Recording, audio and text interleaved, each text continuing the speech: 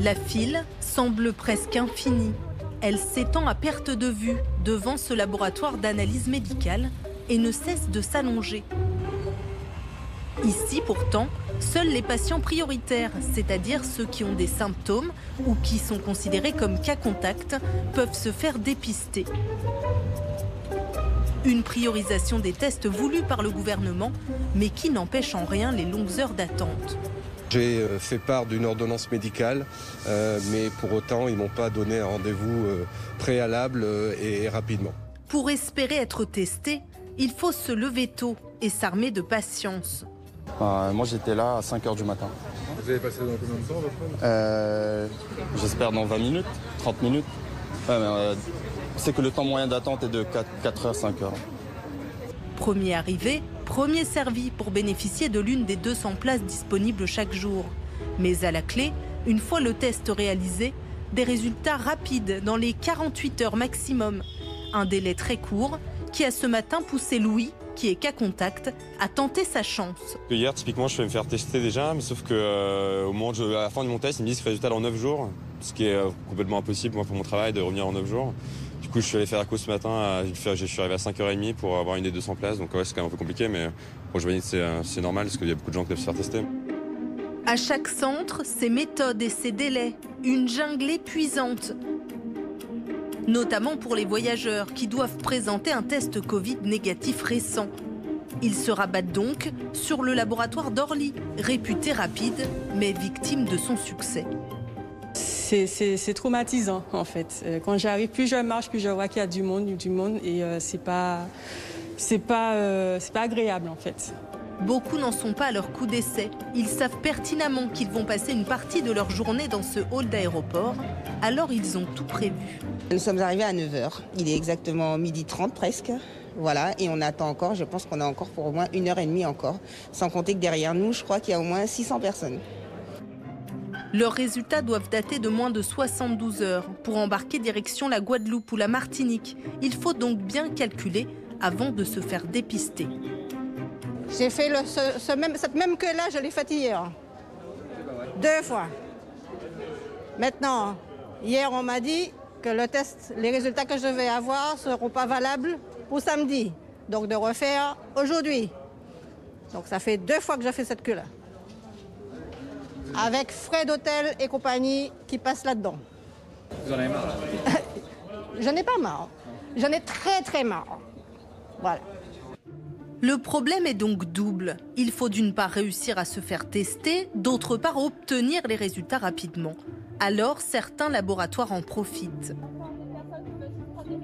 Devant cet établissement de prélèvement, une femme propose d'avoir son bilan Covid en 1 heure contre une somme d'argent. Ça sera combien de temps pour avoir les résultats justement? Alors, si vous payez 100 €, 1 heure après, vous avez les résultats. 100 €?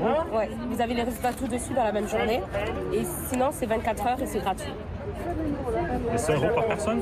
Parce que notre 2, c'est cher quand même.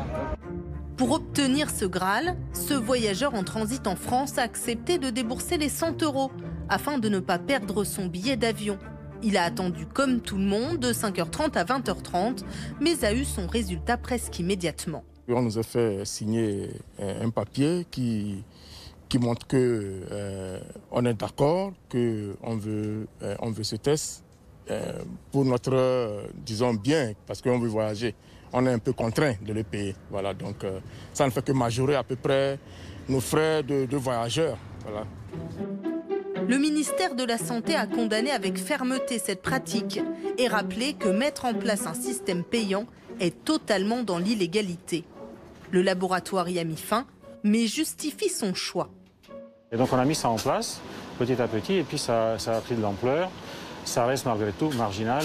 Sur les 900 000 PCR qu'on fait par jour, il y en a peut-être 30-40 qu'on fait de cette façon-là, et qu'on a facturé effectivement aux patients, donc c'est hors circuit de la sécurité sociale, parce qu'on leur rend un service exceptionnel, parce que je crois que personne n'a une telle rapidité, et c'est pas pour des besoins médicaux, c'est pas des patients, c'est pas des cas contacts, c'est des personnes qui veulent prendre l'avion pour partir en vacances.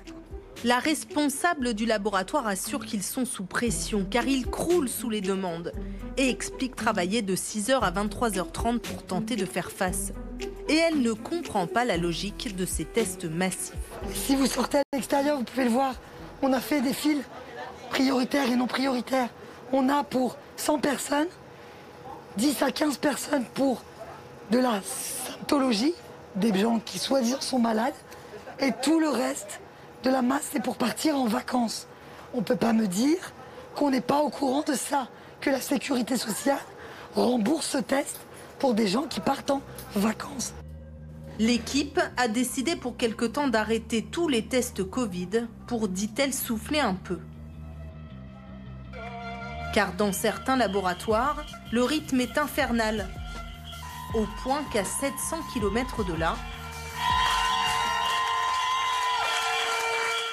ces salariés ont voté la grève.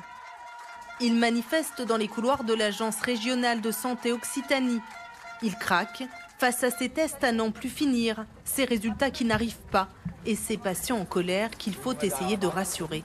Les gens râlent, les gens s'énervent, les gens insultent, que ce soit au téléphone ou physiquement. On est tout épuisé.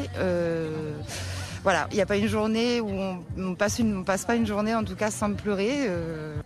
Une fatigue et une charge de travail exponentielle, sans aucune compensation ni reconnaissance, estiment ces laborantins.